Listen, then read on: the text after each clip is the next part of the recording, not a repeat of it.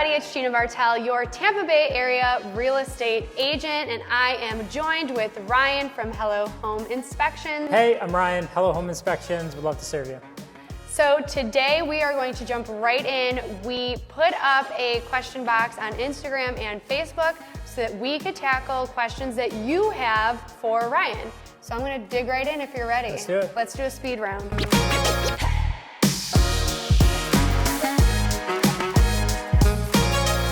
So question number one comes from Sally in South Tampa. How do I go about finding the best inspector without searching Google and seeing a bunch of sponsored posts? Good question. Finding any service provider is a struggle when you just see sponsored post after sponsored post. Definitely. So I would say an actual Google My Business page with real reviews and read like how recent were those reviews? How frequently are they getting them? Has it just been like one review 6 months ago and then one yesterday? Is a good indication. But there are also, if you go back to our like training board, Internachi, you can go on there and search like home inspectors in Tampa. And it'll show you not only like who they are, their licensing requirements, how long they've been a licensed inspector, and then links to their websites and things. So there's a couple ways you can verify. Do you know my own heart just sunk? Because in this conversation, I realized I've never left you a Google review. Wow. I know what I'm doing later. Yep. All right, next question. It's coming from Michael in Plant City. How far in advance should I schedule a home inspection when I'm looking to buy a house? As you're putting in the offer, ideally. Yeah. So this is probably more so for agents, and just an advantage and a step up is to be able to schedule the inspection as you're writing the offer, so that you can be really aggressive with that inspection period. And so like we allow that on our online scheduler. You can actually select the exact date and time, so you can write that inspection period along with your offer. But if you don't do that, ideally, you're gonna want to schedule the inspection like moments after the offer is accepted to get it done as quickly as possible to make sure you have time to process the results. All right. Another question we have coming in now is from Jenna from Brandon. What is the craziest thing you've ever found in a home inspection? Oh goodness.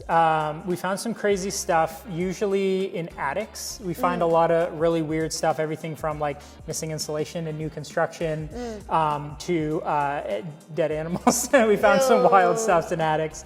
But typically it has to do, you find stuff in the places that a normal homeowner wouldn't go to all the time. The general interior of the homes are usually the most well kept, even on the worst homes. Yeah. It's the places on the exterior, in the attic, in the crawl space where you find some really crazy stuff.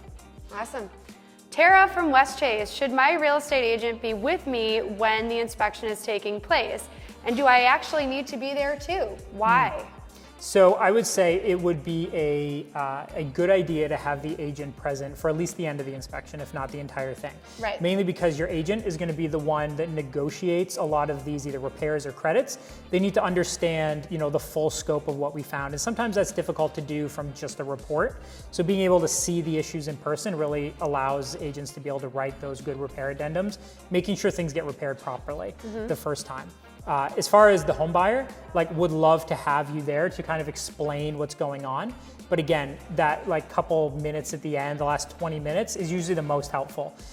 Being there the entire time, a lot of times, like even selfishly, is a distraction to the home inspector. And they can miss things when somebody's asking questions or kind of pulling their attention away. So it's wise to come at the end as a home buyer. Like the buyer's dad. Exactly.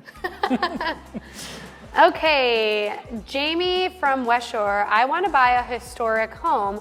Should I be looking for a specific inspector, or is this the same as a new build inspector? Definitely, I would say credentials-wise, it's the same thing. There's no different qualifications or licensure. However, you're gonna wanna work with somebody who's had experience in those older homes, because there are things that appear very severe in older homes that are actually just kind of like normal for the age of the home. Right. And you don't want an inspector who's primarily used to newer homes, because they're going to exaggerate issues on older homes that are just kind of like, hey, this is just how the house was built. Yeah. It stood this way for 90, 100 years.